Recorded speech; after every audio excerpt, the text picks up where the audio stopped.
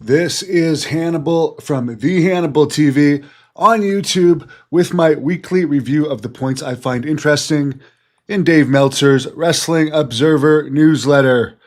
Apparently, as I discussed briefly in a news update yesterday, some people were speculating AJ Styles might be going to AEW. Apparently, no. He's signed on with WWE to continue as a producer. He's happy with his wrestling career, even though he could probably make a lot more money in wrestling. But I guess he's well enough off, and he's satisfied with his producer's pay. So anything can happen in wrestling. Very few wrestling retirements are legit. But for now, it looks at least like he's going to stay on behind the scenes. Also, another wrestler. There's a ton of wrestlers in AEW that are rarely, if ever, used. Donovan Danhausen, who does like a Conan O'Brien parody gimmick with makeup. He's one of the ones that was signed back in 2022, and he's only wrestled like a handful of times, which is awesome to get paid to do nothing.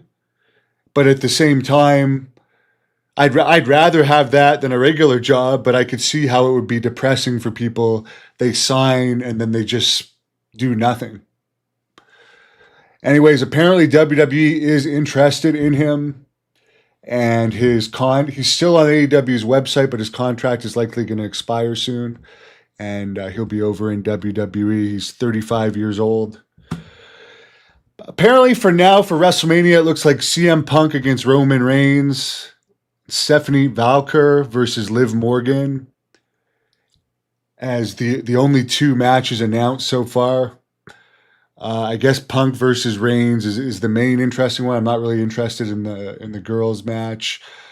Apparently the other match and again, is this really worthy of a 2-night WrestleMania this year? I guess if they can make the money, why not? But it seems like a really lackluster WrestleMania this year, because it looks like the other match is likely going to be Cody Rhodes against Drew McIntyre, or Cody Rhodes against Drew McIntyre and Jacob Fatu. And I just truly, honestly don't believe that this year's WrestleMania is worth 2 nights. A lot of people are complaining about the amount of unskippable commercials on Netflix. And I mean, I have Netflix too, and the reason you subscribe to Netflix is to not have to watch the commercials, just like how I get YouTube Premium. I don't like watching the commercials. I feel it's a waste of my life to sit through commercials. But with WWE programming on Netflix, you can't fast forward through the commercials. So there's a lot of complaints about that.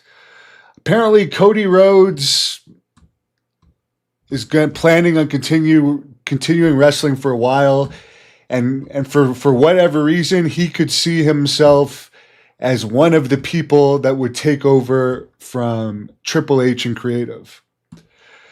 I don't know how much experience Cody Rhodes has as creative. I do know he's one of the more boring promos and flat characters to me. But again, I think you could argue that WWE is at one of its lowest points in creativity in its history at this time. I mean, they're setting records, but they have more money from other sources than ever. TKO has been great about getting sponsorships. Now everything's corporate, logos everywhere. Even if a table breaks, well, you know that was planned because there's 2 Slim Jim perfectly placed logos right around where the table breaks. And they get hundreds of millions from Saudi Arabia every year that never existed in the past. So it is a bit deceiving. And they also monetize like their old footage more than ever than in the past. So yes, it is making more money than ever, but wrestling, I'm telling you, is less popular per capita than ever. There used to be over 30 territories in the US. Now the only places really you could work full-time in the US is WWE or AEW. Because TNA, you're only wrestling maybe 3 or 4 times a month. And from what I understand, they do not pay very well. The Hardys are probably their highest paid wrestlers. So they have to supplement with other jobs. So, I mean, as far as if you're lucky enough to have a job these days, in wrestling. It's great, but there's less jobs than ever. That's the true fact of it. Apparently, speaking of TNA, they have an upcoming show in College Park, Georgia. About 1,000 tickets out. Their Sacrifice pay-per-view in New Orleans has 678 tickets out. Then their TV taping in New Orleans the next night, 384 tickets out. One thing I don't understand about TNA, and it's probably a budget thing, they always go to the same place a couple times in a row, sometimes more than a couple times in a row. And I know they do that as a cost savings, but you would get fresher and hotter crowds to just move to a different town. But I can only assume that's not in the budget because obviously Bill Watts used to have a whole territory around Louisiana and Oklahoma and stuff. There's lots of towns you could run around there rather than just run New Orleans a couple days in a row. Happy to hear that Davey Boy Smith Jr., his father's Hall of Fame ring was retrieved. I guess it was stolen during a wrestling event for CWE Canada, which is a company that does shows in very rural places. Someone broke into the car or the van where everyone's bags were, and his ring was in one of the bags. I guess the same guy tried to pawn it off where it was identified as a stolen ring, so they were able to retrieve it. So that's good. As far as UFC Fight Night, February 21st in Houston, 17,160 fans in attendance. I do air some JCW footage on this channel, and a lot of people don't like Vince Russo's booking style. A lot of people do. He definitely has his audience. Some people don't like the ring rat character he's created and find that it's degrading. And all I'll say about that is wrestling is supposed to be acting. You're just playing a role. So what, in movies, you can play any type of role, including degrading characters, but in wrestling, no, wrestling is held to a different standard. Why? I don't get that. Just like when people freak out when a gun or knife is used in wrestling. Like Tank Abbott pulled a knife in WCW. It was the end of the world. Why? Everybody knows it's fake. You say they're actors all the time. You have a whole show showing that every single punch, every single kick is pre-planned by the producers who are on headsets in the back talking to the referee, passing messages, and you get in trouble if you don't do stuff that they tell you to do if you don't do it. So why should we be so offended if someone has to play a degrading character in a wrestling storyline? At least that person has a job. I've done acting jobs that I just did for the money, and I didn't particularly like to do the character either. But that's just my thoughts on it. I don't think... You see, they're not allowed in the Actors Union, but they call themselves the longest running TV show in history, I think, for Raw. Episodic TV show in history.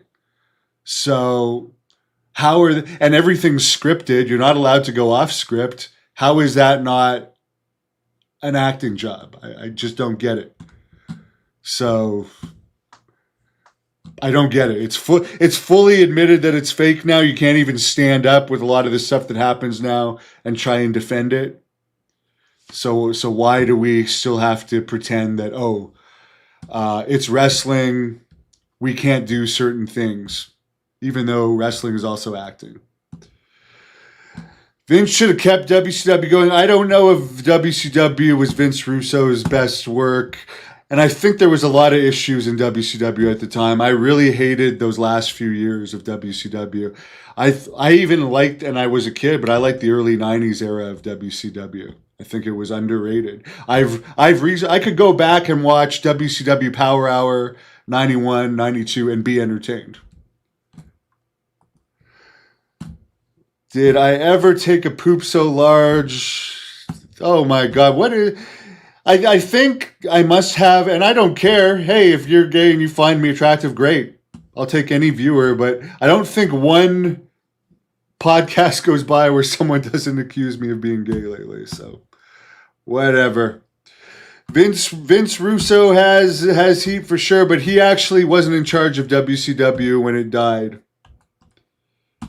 There's a lot of excuses. The bottom line is it wasn't making money. I think if it was making money, it still would have been around. Have I ever beat it to Tori Wilson? No, I have not. I've met her a couple of times. She's not really my type. She's too plasticky looking. Just like Trish. I mean, they're attractive, but I'm not attractive to that plasticky look for whatever reason. But there you go. Someone agrees with me that those mid-90s WCW cards were everything. Definitely, guys. Well, if more news pops up, I'll check in with you later. Thanks for your comments.